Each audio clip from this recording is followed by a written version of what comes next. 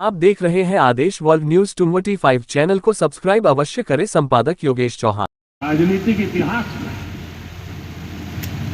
और हिंदुस्तान की राजनीति में गठबंधन के इतिहास में प्री पोल अलायंस इतना सफल जितना कि एनडीए।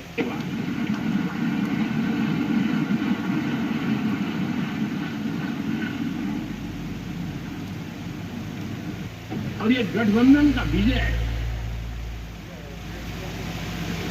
हमने बहुमत हासिल किया है। और मैं कई बार कह चुका हूं, शब्द अलग होंगे, आने के लिए सर्वमत बहुत जरूरी है।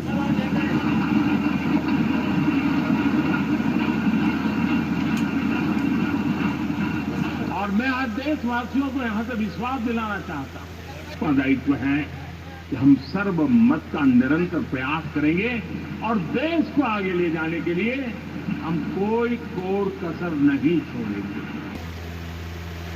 एनडीए को करीब करीब 3 दशक हो चुके हैं। आजादी के 75 साल में 3 दशक एनडीए, ये सामान्य घटना नहीं है।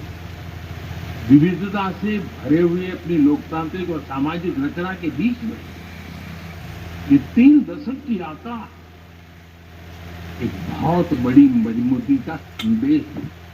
मैं कहता हूं कि किसी एक समय वो था, इस अलायंस का हिस्सा था, व्यवस्थाओं से जुड़ा रहता था और आज सदन में बैठकर के आपके साथ काम करते करते मेरा भी नाता इससे 30 साल का रहा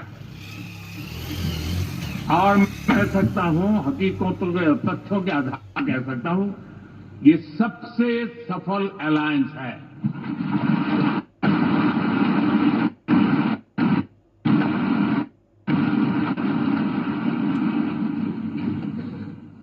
हम गर्व से कह सकते हैं कि 5 साल का टर्म होता है।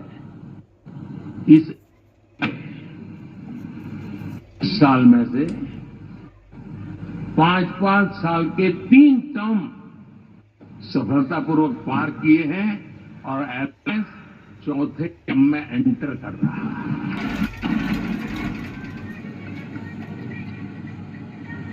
साथियों, कुछ दलों का जमावड़ा नहीं है। ये मूल भावना से नेशन फर्स्ट के प्रति कमिटेड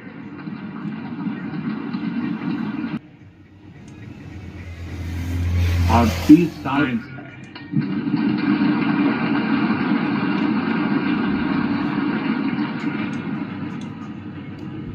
और ये मूल्य नहीं लगा दिया।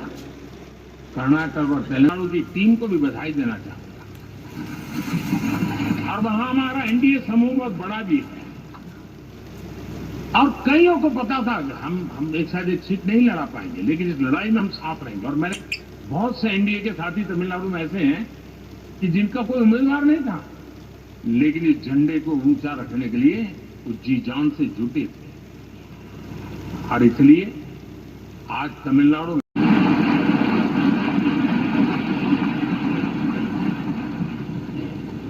वहां जो क्रांति रूप परिणाम आया, मैं इसे एक रिवॉल्यूशन देख रहा हूं।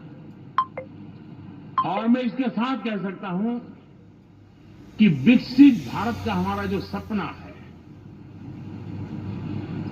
आने वाले 25 वर्ष, पहले मैंने 10 साल कहा था, यहां मैं 25 साल कह रहा हूं। आने वाले 25 साल महाप्रभु जगन्नाथ जी की कृपा से उड़ीसा देश की विकास यात्रा के ग्रोथ इंजन पैकी एक होगा।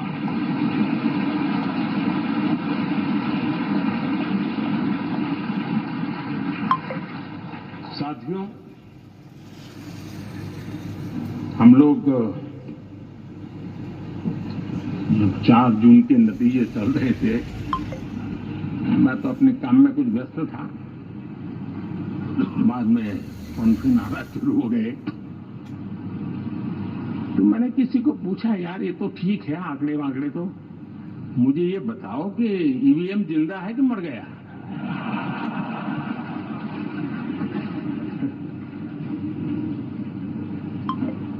क्योंकि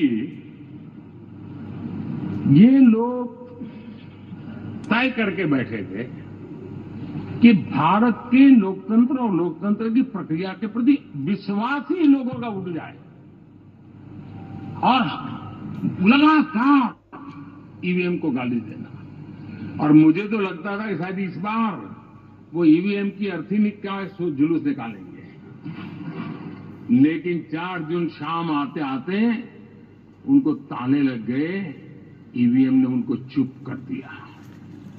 ये ताकत है भारत के लोकतंत्र, ये ताकत है भारत के निष्पक्ष। जाएंगे तो फिर से शायद ईवीएम को लेकर के नाचने की शुरुआत करेंगे, क्योंकि इनके सुधरने की संभावना बहुत कम है।